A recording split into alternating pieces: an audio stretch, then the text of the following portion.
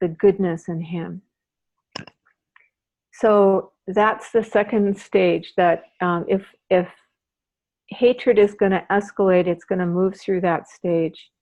And in a red zone where people are speaking negatively to each other, then the group will buy in to whatever that divisiveness is, whatever those people are. So being hypersensitive to the pattern of objectification is really how we, as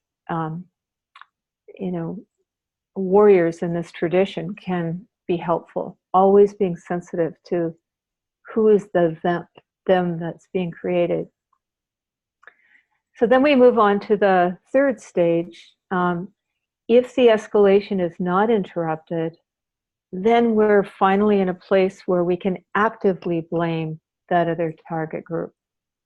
And this is the most dangerous stage, because at this point, we talked about the first key, the second key, but in some ways they're still somewhat passive.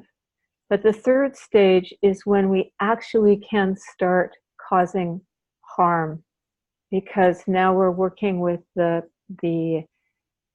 opposite of magnetizing, which is the false power that comes from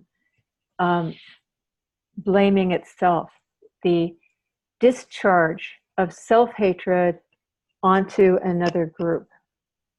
So it's a very emotional stage, and the way I've just expressed it is that it's pointing to what the problem is. And again, I think everybody in this community of leaders has enough training and self-reflection and mindfulness to recognize what we mean by projection.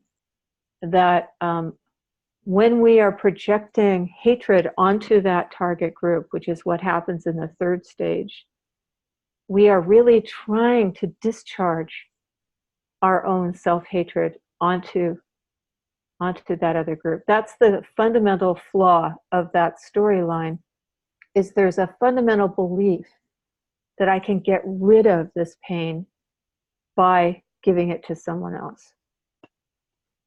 So